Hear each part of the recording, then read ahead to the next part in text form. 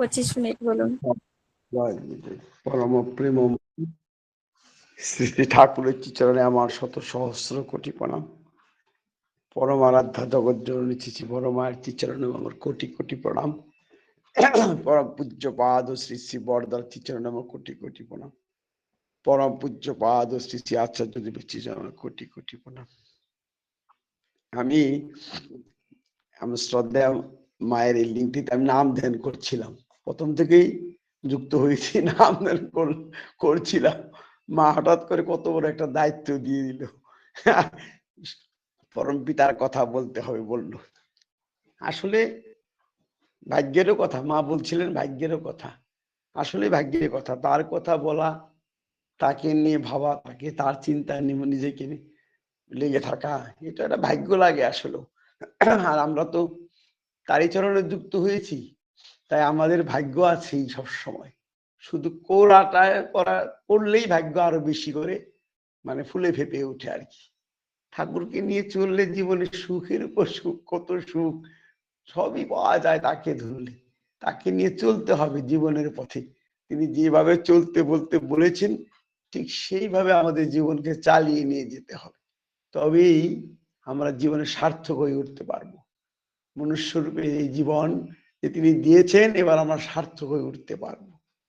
আজকে যে নাম দেন মহাযজ্ঞে, যেমন মা আমার প্রত্যেকে নাম করছেন সবার জন্য, কত মানুষ বিপন্ন দেখা যাচ্ছে, কত অসুস্থ, কত রকম ভাবে বিপন্ন, কত কি সমস্যা, সব সমস্যার সমাধানের জন্য ওই নাম মায়ের কাছে সবাই বলছেন আমাদের জন্য একটু নাম করবেন, আমরা যেন সুস্থ হয়ে উঠি, নাম করবে।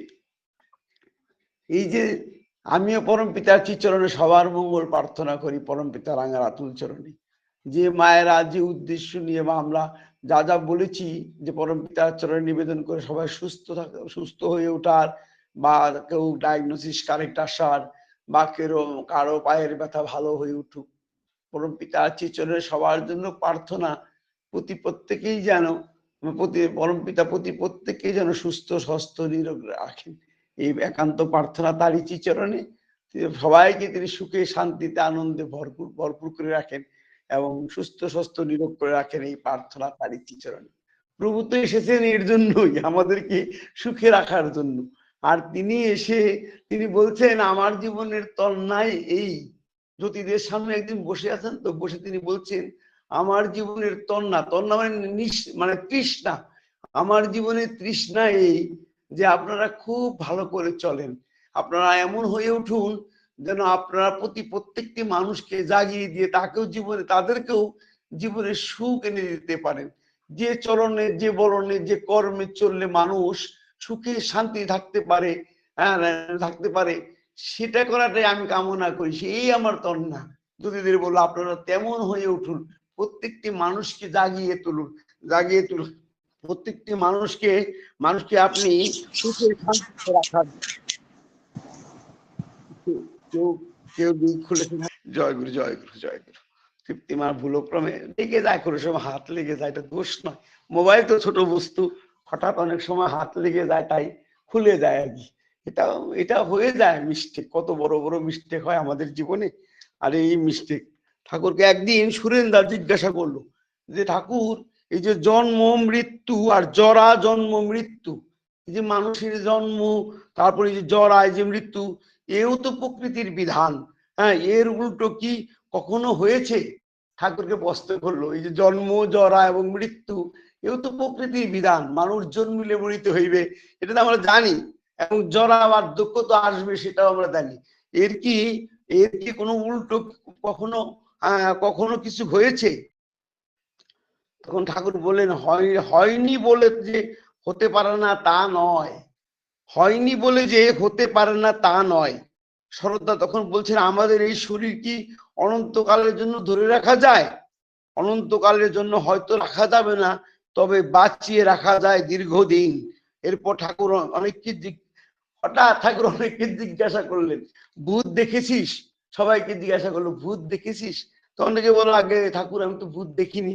তারপর সুরেন্দা একটা ভূতের ঘটনা বললো আর কি, একটা ভূতের কাহিনী বললো, আমরা ভূত দেখার কথা বলি, ভূতের কাহিনী বললো। তো বলছিল, তখন সুনীতা বললো, ঠাকুরকে জিজ্ঞাসা করো, ঠাকুর আপনি দেখেছেন?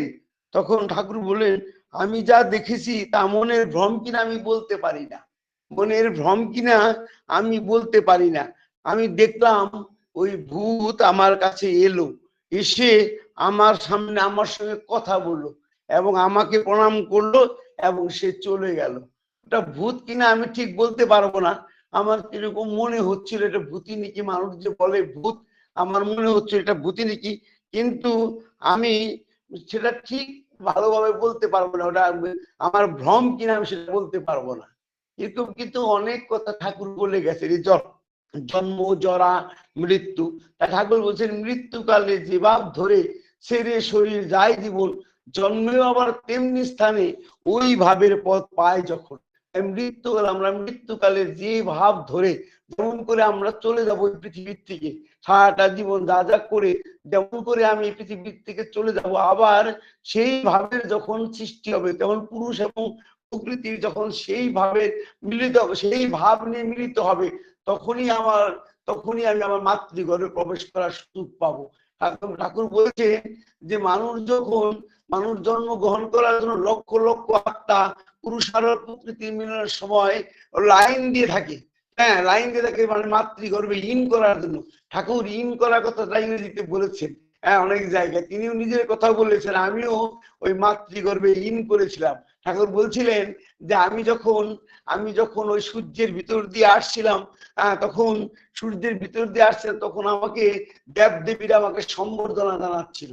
আর যখন সম্বর্ধনা জানাচ্ছিল, তাই আমার মাতৃগর্ভে আসতে দেরি হয়ে গেল। তাদের সম্বর্ধনায় আমাকে বিভিন্ন ভাবে সম্বোধন করছিল। আমি যখন পৃথিবীর আসছিলাম, তখন আমি এসে পরবর্তীতে এসে আমি মাতৃগর্ভে ইন করলাম, তিনি প্রবেশ করলেন মাতৃগর্ভে। তাই আমরা ঠাকুর আমাদের জন্য তিনি বলেছেন যে পুরুষ যখন প্রকৃতির মিলন হয়, তখন যে ভাবের সৃষ্টি হয়, যেরকম ভাবের সৃষ্টি হয়, সেই রকম ভাব অনুযায়ী ওই যে লক্ষ লক্ষ আত্মা কি হয়, মানে লাইন দিয়ে থাকে, মানে মাতৃগর্ভে জন্মগ্রহণ করার জন্য। তখন যে ভাবের সৃষ্টি হয় সেই ভাব অনুযায়ী আত্মা মাতৃগর্ভে স্থান পায়। ঠাকুর বলেছেন, ঠাকুর একদিন একটা গল্প চলে বলছেন, তোমাদের কেউ কোনো মানে বৈষ্ণব ধর্মের মানুষ স্বামী একসঙ্গে বসেছেন, বসে গল্প করছে, গৌরাঙ্গদেব গল্প করছে। তো গৌরাঙ্গদেবের গল্প করতে করতে মনে গৌরাঙ্গদেবের বিভিন্ন কাহিনী যখন স্ত্রীর কাছে বোঝালো, ওই স্ত্রীর মধ্যে গৌরাঙ্গ ভাব জেগে উঠলো। যখন গৌরাঙ্গ ভাব জেগে উঠলো স্ত্রীর মনে, আর স্ত্রীর মনে যখন উঠলো, স্ত্রী তখন ওই গৌরাঙ্গ প্রেমে আপ্লুত হয়ে রইল। মাতৃ আর কি গৌরাঙ্গ প্রেমে আপ্লুত হয়ে উঠলো। আর সেই মুহূর্তে তখনই যদি তাদের মিলনের ফলে এমন ছেলে ও জন্ম পৃথিবীর বুকে আসবে যে জন্মের পরে সে হরি হরি হরি হরি বলবে, হরি হরির মতো ওই টিয়া পাখির মতো ওই যে হরি হরি বলে, ঠিক তেমনি করে হরি হরি বলবে। বলেই ঠাকুর বললো, ওই কয়াদুকে দেখনি, ওই যে কয়াদুকের ভক্ত প্রহ্লাদের যে জন্ম হয়েছিল, ওই কয়াদু কিন্তু স্বামীর ওই ভালো গুণরাজি শুধু আহরণ করত। ওই ভালো গুণরাজি, ওই যে ভালো গুণরাজি তিনি ছিল, মানে রাজা, মানে ভক্ত প্রহ্লাদের বাবা হিরণ্যকশিপুর ভালো মন্দ নিয়ে তো একটা সংসার, একটা মানুষ, তার কিছু ভালো গুণ ছিল, তার মধ্যে তার মন্দ গুণ ছিল। হরি ভক্তি মা আমার স্বামীর যেগুলি ভালো গুণ রয়েছে সেগুলি সবসময় ফলো করত এবং হরি প্রেমে থাকতো। এবং ওই কয়াদু মানে ওই হিরণ্যকশিপুকে ওই হরি হরি বলাতে বাধ্য করেছিল। তিনি হিরণ্যকশিপু মানে হিরণ্যকশিপু ওই কি করতেন, ওই হরির নামই শুনতে পারতেন না। তো ওই মা আমার মানে হিরণ্যকশিপু কয়াদু মা ওই মাঝে মাঝে স্বামীকে জিজ্ঞাসা করতো, আপনি যেন কাকে একদম দেখতে পারেন না? তখন তাকে বলতো, ওই যে হরি, ওই হরি কেন, হরির নামই শুনতে পাই না, হরি আমার জীবনে মানে হরি হচ্ছে আমার পরম শত্রু, হরিকে আমি কায়দা করে হরির নাম বলতে পারো যে আপনি যেন কারা শুনতে পারেন না। তখন তিনি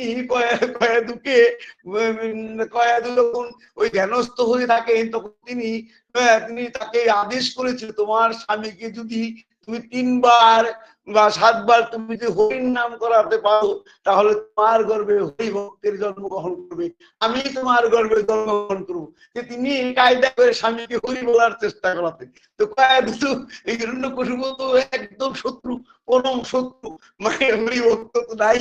হ্যাঁ, তো কিন্তু ওই হিরণ্যকশিপুকে যেমনি করে ছলে বলে কৌশলে কয়াদু বুদ্ধি করে স্বামীকে তোষণ পোষণ করে তার ভালো গুণরাজি জাগিয়ে দিয়ে, তার যে ভালো গুণরাজি আছে মানুষের মধ্যে গুণরাজি আছে, তো মানুষের মধ্যে ভালো সব নিয়ে তো মানুষ ভালো করে থাকবেই থাকবে, মনের ভিতরে কি ভালো গুণরাজি নাই? নিশ্চয়ই আছে। সে ভালো গুণরাজি জাগিয়ে দিয়ে মাঝে মাঝে জিজ্ঞাসা করতো তুমি এত ভালো, এত মহান, তুমি রাজা, তোমার রাজা এই পৃথিবীতে আর কেউ নেই, তুমি কত সাধনা করে কেমন করে তুমি শিবের আশীর্বাদ গ্রহণ করে, তো তোমার তুমি তো কম বাসনা, মানে তুমি যে মানে তুমি যে এগুলি কথা তো আসলে মনের ভাবের কথা তো উল্টে যায় আর কি, কিন্তু মানে কেউ তো আর পড়াশোনা করে মনে রাখতে পারে, বইও পড়া হয় না, এটা মনের কথা কি কুসুম বলতে থাকলে তার মধ্যে কিছু হলে মানে রাস্তাটা চেঞ্জ হয়ে যায়। যাই হোক, হ্যাঁ, তারপরে কি করলো স্বামীকে মানে আপ্লুত করে তুলতো, আপ্লুত করে তুলে বলতো শত্রু ছিল ওই হরির নাম বলতো, ওই হরিকে আমি দেখতেই পারি না। আবার কিছুক্ষণ পরে বললো তুমি যে বলছিলে যে হরি ওই কি যেন বললা সেই আমার কার কথা যেন বলছিল যে নাকি যার উপর তোমার সারা জীবন ঘৃণা আছে সেইকে কেন বারে বারে বলে যাবে হরির কথা ছিলাম, সেই হরিকে আমি দেখতেই পারি না, এরকম করে তাকে ওই বারে বারে হরির নাম, হরির নাম মানে হরির নামটা নেওয়া তো, আর হরির নাম নিতে হরির নাম নিতে নিতেই তার ভালো গুণরাজি অবলম্বন করে কয়াদু যখন অন্তঃসত্ত্বা হলেন তখন তার গর্ভে হরির ভক্ত জন্ম হলো পৃথিবীর বুকে। এটা আপনি দেখেন, আর অথচ রাবণ যে জন্মগ্রহণ করেছিল, রাবণের নাম কি ছিল এই মুহূর্তে, রাবণ বাবা কিন্তু মহান ঋষি ছিল, বিরাট বড় ঋষি, কিন্তু রাবণের মা ছিল রাক্ষসী। তাই তিনি স্বামীকে তেমন করে, যদিও স্বামী ঋষি ছিল, ঋষি হওয়ার সত্ত্বেও যে স্বামীকে তিনি তেমন করে আপ্লুত করে ভালো পৃথিবীর বুকে আনতে পারলেন, তিনি রাবণের মতো ওই নারীকে করার মতো পুরুষকে পৃথিবীর বুকে নিয়ে এলেন। হ্যাঁ, অথচ তার স্বামী ছিল মহান ঋষি, মহান ঋষি, কিন্তু সে তারই পুরুষে বা সেই মায়ের ভালো সন্তান এলো না, কারণ তিনি তাকে করে উদ্বুদ্ধ করতে পারেননি। ওইটাই ঠাকুর বলছিলেন, ওই যে মা যখন গৌরাঙ্গের গল্প করতে করতে, মা দাদাটা যখন গৌরাঙ্গের গল্প করতে করতে যখন গৌরাঙ্গ আপ্লুত হয়ে উঠলো, ওই তখন তার গর্ভে তিনি যখন সেই গৌরাঙ্গ ময় হয়ে উঠলেন মা আমার, এবং স্বামী গৌরাঙ্গের গল্প করতে করতে যদি তারা মিলিত হয়, তাদের গর্ভে যে সন্তান আসবে সে ওই টিয়া পাখির মতো হরি বলবে, হরি হরি বলবে। এই তো জীবন, এমনি করে পৃথিবীতে ভালো ভালো সন্তান ঠাকুর আনতে বলেছেন। ঠাকুর বলছেন পৃথিবীতে ভালো ভালো সন্তান আনতে, আমাদের পৃথিবীতে তার ভালো ভালো সন্তান আনার জন্য তিনি বিভিন্ন বিধান দিয়ে গেছেন। আর তার মতো তিনি বলছেন ইষ্ট প্রেম, ইষ্ট যদি আমরা ভালোবাসি, প্রিয় পরমকে যদি আমরা মাথা করে নিয়েছিলি চলি, তাহলে তিনি বিধান দিয়েছেন সুসংগত বিবাহ, সুসন্তান পৃথিবীর বুকে জাত হয়। তাই ঠাকুর উন্নয়ন আর সুপ্রজন সেই তো বিয়ের মূল, যেমনি তেমনি করে বিয়ে করিস না কো ভুল। তাহলে উন্নয়ন আর সুপ্রজনন, উন্নয়ন এবং সুসন্তান পৃথিবীতে জাত হওয়া, আর উন্নয়ন ডেভেলপমেন্ট ইন অল সাইডস, উন্নয়ন বলতে সমস্ত দিকে বেড়ে উঠবো, আমি আমার মনুষ্যত্ব বেড়ে উঠবে, আমি ধনে সম্পত্তিতে, মানে টাকা পয়সায়, শিক্ষায় দীক্ষায় জ্ঞানে বুদ্ধিতে, তোমাদের সমস্ত কাজে কর্মে সমস্ত দিকে বৃদ্ধি প্রাপ্ত করবো। ঠাকুর তাই বলে সমস্ত দিকে বৃদ্ধি, বাঁচা এবং সুন্দর বাঁচা, সুন্দর করে বেড়ে উঠাই ধর্ম। তাই উন্নয়ন, সেটা উন্নয়নের মধ্যে পড়ে সুন্দর করে বাঁচা এবং বৃদ্ধিপ্রাপ্ত উন্নয়ন, সুপ্রজনন, সুসংহত সন্তান পৃথিবীর বুকে আনয়ন করা। পৃথিবীতে কত আত্মা ঘুরে বেড়াচ্ছে, মাতৃগর্ভে আসার সুযোগ পাচ্ছে না, কত মহান মহান ঋষিমণি এই পৃথিবীর বুকে জন্মগ্রহণ করেছে। এমন দিন ছিলেন ঠাকুর একদিন বসে মানে হঠাৎ মানে ধন্যে ধান্যে পুষ্পে আমাদের এই বসুন্ধরা এই গানটি গাইছিলেন। গুনগুন করে গাইতে গাইতে হঠাৎ তিনি সম্মুখের দিকে তাকিয়ে আছেন, তাকিয়ে বললেন ভারতবর্ষ যে কি হয়ে গেল এক সময়, হঠাৎ কোথা থেকে কি হয়ে গেল। এমন দিন ছিল সারা বিশ্বের মানুষ এই ভারতবর্ষের দিকে তাকিয়ে থাকতো, তারা ভারতবর্ষের ঋষিমুনিরা কি করে সেদিকে তাকিয়ে থাকতো। হঠাৎ যে কি হয়ে গেল কিছুই বোঝা গেল না, কোথা থেকে হয়ে গেল। এই কথা বলে তিনি বলছেন ইন্ডিয়ার রাজ, ইন্ডিয়া উইল শাইন। তিনি বললেন যে ইন্ডিয়া ভারতবর্ষ আবার জাগ্রত হয়ে উঠবে এবং তার উজ্জ্বল বিকিরণ হবে একদিন, একদিন না একদিন। তোমরা শুধু তা কাজ করে যাও, প্রিয় পরমে জীবনের পথে চলো, তাহা দেওয়া বিধি বিধান মেনে চলে সম্মুখের দিকে এগিয়ে যাও। গ্যারেন্টি দিলেন একদিন আবার সেই উজ্জ্বল বিকিরণ হবেই কি হবে। তো ওই বলছিলাম যে এমনি করে মাতৃ পৃথিবীর বুকে মানুষ যখন আসে তো জন্ম মৃত্যু এবং ধরা মানুষের জীবনে থাকবে। ঠাকুরকে একদিন প্রশ্ন করল, ঠাকুর এই আমরা যে তিনি শরদ্দা বললেন তিনি কি কায়িক মানে কায়িক দেহদারী নাকি? পরমপিতা যখন পৃথিবীর মুখে আসেন তিনি কি কায়িক নাকি দেহধারী নাকি? এ কথা বললেন। দেহধারী তিনি যেমন কায়িক তিনি যেমন অকায়িক। তিনি যখন মায়াবৃত্ত মায়া ভিতর যখন থাকেন তখন কায়িক, মায়াবৃত্ত মানে পুত্র পরিবার স্ত্রী পুত্র পরিবার নিয়ে যখন তিনি থাকেন তখন তিনি কায়িক। আবার প্রকৃতির পারে যখন সেগুলির ঊর্ধ্বে যখন তিনি থাকেন তখন তার ধারণা আমরা কল্পনা করতে পারি না। আবার ভক্তি যদি না থাকে তবে মানুষের মধ্যে তার অর্থাৎ তিনি বললেন আবার ভক্তি যদি না থাকে তিনি যে কায়িক রূপে মানুষের মধ্যে মানুষী তনুর মধ্যে আছেন সে কথা আমরা ধারণা করতে পারি, তার পরম ভাব বিদ্যমান সে কথা আমরা বুঝতে পারি না। এ কথা বলেই ঠাকুর বলেন গীতায় তাই বলেছেন অবজানন্তিক মাং মুরাং মানসী তনুমাশ্রিত পরম ভাব অনন্ত অভূত মহেশ্বরম। একথা বলে আমি মূঢ় ব্যক্তিরা শ্রীকৃষ্ণ গীতায় বলেছেন মূঢ় ব্যক্তিগণ আমার সেই অবদান মানুষই তনু আশ্রিত আমাকে মানুষের দেহ দেখে আমাকে অবজ্ঞা করে আর সেই অবজ্ঞা মানুষ পরম ভাব আমি যে এই পরম ভাব এই বিশ্ব ব্রহ্মাণ্ডের সমস্ত কিছুর ঊর্ধ্বে আমি সব দিতে পারি, কি হচ্ছে কেমন করে কি হবে মানুষ আমাকে জিনে আমাকে শ্রদ্ধা করে না। পরম মাম জানন্ত মম ভূত মহেশ্বর আমাকে মূঢ় ব্যক্তির অবদান মানুষই তনুমাশ্রিত মানুষের দেহ নিয়ে জন্মগ্রহণ করেছে বলে পুরুষোত্তমকে মানুষ অবজ্ঞা করে অবহেলা করে। তাই ঠাকুর বলছে পৃথিবীর বুকে যখন তিনি আসেন তাই শ্রীকৃষ্ণ গীতায় মন মনা ভব মদ ভক্ত জাতি মান নমস্কুর আমার কথা ভাবো মন মনা ভব মদ ভক্ত আমার ভক্ত হও মদ জাতি আমার কথা বলো মাং নমস্কার আমাকে শুধু নমস্কার করো। আমি তোমাকে স্ত্রী হত্যা মাতৃ হত্যা যাই করে না কেন যাই পাপ মহা পাপ করে কেন হ্যাঁ জয় দিচাস বলে জয় ভগবান বলে আমার শরণাপন্ন হও আমি তোমাদের সমস্ত পাপ ধুয়ে সাফ করে দিই। ঠাকুর বলছেন সদ্গুরু শরণাপন্ন হও, সৎ নাম মনন করো, সৎসঙ্গে আশ্রয় গ্রহণ করো। আমি তোমাকে নিশ্চয় করে বলছি, তিনি গ্যারান্টি দিলেন নিশ্চয় করে বলছি তোমাকে আর তোমার উন্নয়নের জন্য ভাবতে হবে না। আমাদের জীবনও তাই, ভালোবাসতে হবে। তিনি গ্যারান্টি দিয়ে দিয়েছেন যে আমাকে আর আমার জীবনে ভাবতে হবে না। তিনি আমাদের পড়ে থাকা সুন্দর করে একটা লাইনের মধ্যে তিনি চালিয়ে যাবেন। ঠাকুর বলছিলাম পুনরায় ধরে আসি সেই কথাই হয়েছে জন্ম আর মৃত্যুর কথা। মৃত্যু যখন জন্ম ঠাকুর কৃষ্ণ গীতায় বলছেন আমি তোকে তোর মাতৃগর্ভে সুযোগ করে দিয়েছি। শ্রীকৃষ্ণ গীতায় বলছেন আমি তোকে তোর মাতৃগর্ভে আসার সুযোগ করে দিয়েছি। ঠাকুর জন্ম সহজ না মৃত্যু সহজ? ঠাকুর বললো মৃত্যু অনেক সহজ, জন্ম অনেক কঠিন। যে ভাব নিয়ে তোমার মৃত্যু হয়েছে তেমন ভাব যখন পৃথিবীর বুকে আসবে তখনই তুমি এই পৃথিবীর বুকে জন্মগ্রহণ করতে পারবে।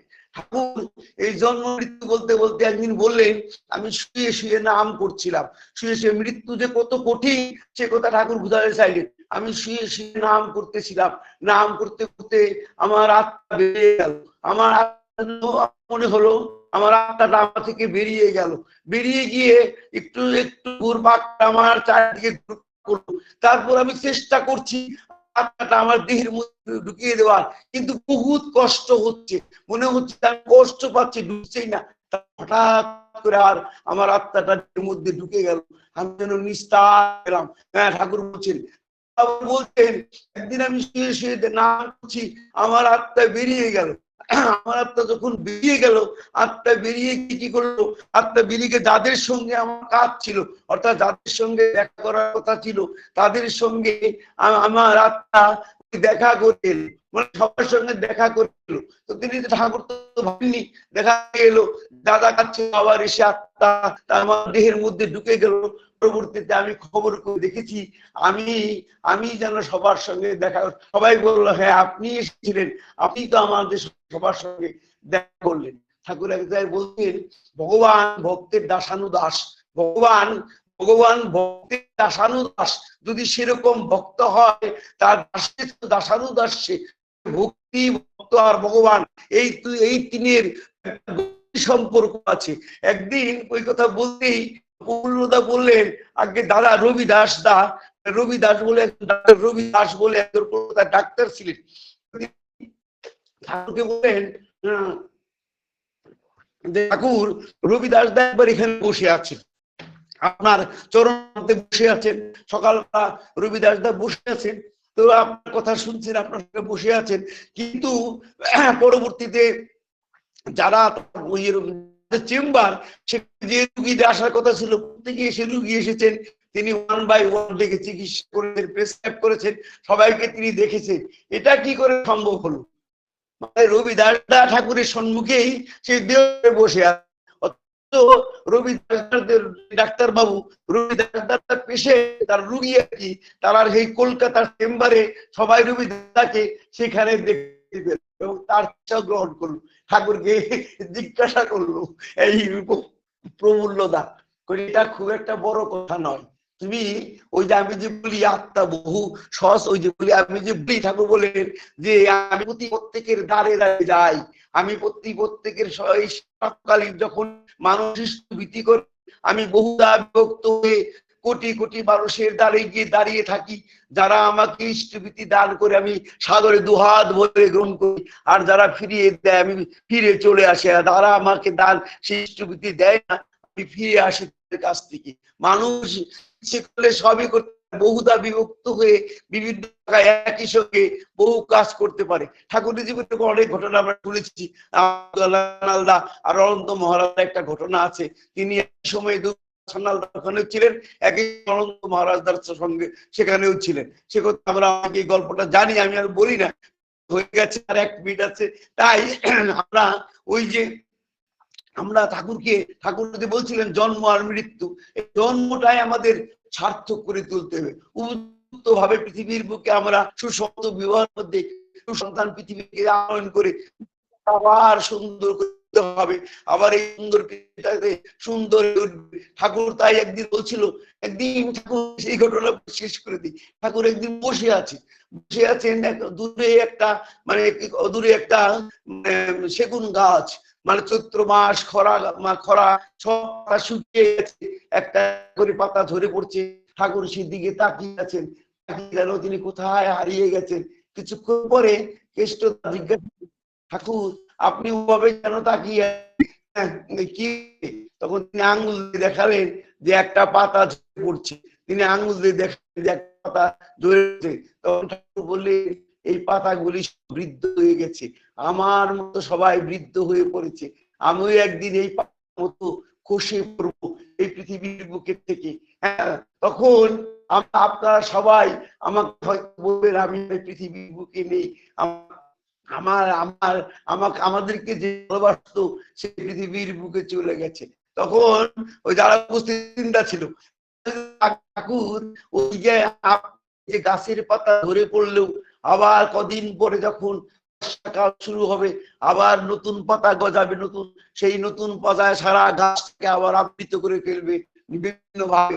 তখন ঠাকুর বললেন, হ্যাঁ, আবার সেই নতুন পাতায় নতুন সেই নতুন পাতায় সেই যে আমি বলে গেলাম তা আবার আমাদের মধ্যে ছড়িয়ে দিবে, নতুন উঠবে সবাই। তাই আমরা ঠাকুর নিজে বলে সে আচার্য পরম্পরার কথা দিনের মাধ্যমে তিনি পৃথিবীর বুকে এসেছেন, তিনি আবার আচার্য রূপে আমাদের মধ্যে রেখে গেছেন। প্রতি শ্রী শ্রী বড়দা, পরম পূজ্যপাদ শ্রী শ্রী দাদা, বর্তমান যে পরবর্তী শ্রী গোবিন্দ, এমনি করে 100 আচার্য আসবে। এমন একদিন আসবে সারা বিশ্ব সুন্দর হয়ে উঠবে, প্রত্যেকে সার্থক হয়ে উঠবে। আজ যে পৃথিবীর যে অবস্থা, এই অবস্থায় এমন একটা দিন আসবে, ঠাকুর যদি চেয়েছে অবশ্যই সুন্দর হয়ে উঠবে, কেউ ফেরাতে পারবে না। সারা বিশ্বের মানুষ তার কলগত হবেই কি হবে, সবাই তিনি তখন সবাই আর তখন জাতি বর্ণ নির্বিশেষে সবাই জয় গুরু বলে বললে সারা বিশ্ব একসঙ্গে সবাই বন্দে পুরুষোত্তম বলে উঠবে, জয় গুরু সবাইকে। আমি হঠাৎ করে কি বললাম আপনাদের প্রতি প্রত্যেকের কাছে, আমার বড়টা হঠাৎ করে আমি ওই মানে একটু নাম করতে করতে মা হঠাৎ বললো, 2 মিনিট মা বললো এমনি করে অপ্রায় স্বচ্ছকে বলতে হয়, কোন একটা বিষয় নিয়ে বলতে হয়। তাই বললাম পরম পিতার চরণে আপনাদের প্রতি প্রত্যেকের সর্বাঙ্গীন মঙ্গল কামনা করি, আপনাদের প্রতি প্রত্যেকেই শান্তি আনন্দ থাকুন। আবার বলছি যারা অসুস্থ হয়েছে পরম দয়াল চরণে প্রার্থনা জানাই, প্রভু যেন আপনাদের প্রতি প্রত্যেক সেই শান্তি রক্ষা করে আপনাদের সুস্থ স্বাস্থ্য রাখে, এই প্রার্থনা তাকে চিরজনে ময় হয়ে থাকলে আমাদের জীবন সুখে শান্তিতে ভরে উঠবে। জয় জয় গুরু। জয় গুরু দাদা, জয় গুরু। এই যে বলেছিলাম যে পরম পিতার ইচ্ছা আছে, কারণ আপনি যে জয়েন করেছেন আমি কিন্তু দেখিনি দাদা। আমার হঠাৎই মনে হলো, যখনই দেখলাম যে 3-4 মিনিট বাকি আছে এখনো যুক্ত হননি, তখনই আমার হঠাৎ করে আপনার কথা মনে হয়েছে, আপনাকে ফোন করেছি। তারপর বললেন আপনি যুক্ত আছেন। সবই তার ইচ্ছা দাদা। খুব সুন্দর করে আলোচনা সবসময় করেন, সেই জন্য হঠাৎ হঠাৎ মনেও পড়ে যায় আপনার কথা। খুব সুন্দর আলোচনা করলেন দাদা। জরা মৃত্যু রোধ করা যায় যদি তার চরণে আশ্রয় নেওয়া যায়। এরকম অনেক ঘটনা আমরা দেখেছি যে কম মৃত্যুর যোগ ছিল, কিন্তু তার চরণে আশ্রয় নিয়ে তার নাম ধ্যান করতে করতে অনেক মৃত্যুকেও রোধ হয়েছে। এরকম আমরা অনেক ঘটনা শুনেছি। আর আপনি আজকে তাই সুন্দর করে বললেন যে মৃত্যুকালে আমাদের যে ভাব নিয়ে আমাদের মৃত্যু হয়, আমাদের পরবর্তী জন্মও সেই ভাব নিয়ে জন্ম হয়। ভালো মা না হলে ভালো সন্তান হয় না, তা প্রহ্লাদের ঘটনা এবং রাবণের ঘটনা বললেন, যে দুজনের মা কিরকম ছিল আর দুজনের সন্তান কিরকম হয়েছে। খুব সুন্দর দাদা। আমরা এইসব ঘটনা শুনে আমরা প্রেরণা পাই। খুব ভালো থাকুন দাদা। জয় গুরু। তার চরণে আশ্রয় নিলে আমাদের সমস্ত পাপ তাপ দূরীভূত হয়। অপূর্ব আলোচনা। পরম পিতার কাছে আপনার সার্বিক মঙ্গল প্রার্থনা করি দাদা। খুব ভালো থাকুন, সুস্থ থাকুন এবং পরম পিতাকে নিয়ে আনন্দে ভরপুর হয়ে থাকুন, এই কাতর প্রার্থনা দয়ালের রাঙা রাতুল চরণে। জয় গুরু দাদা।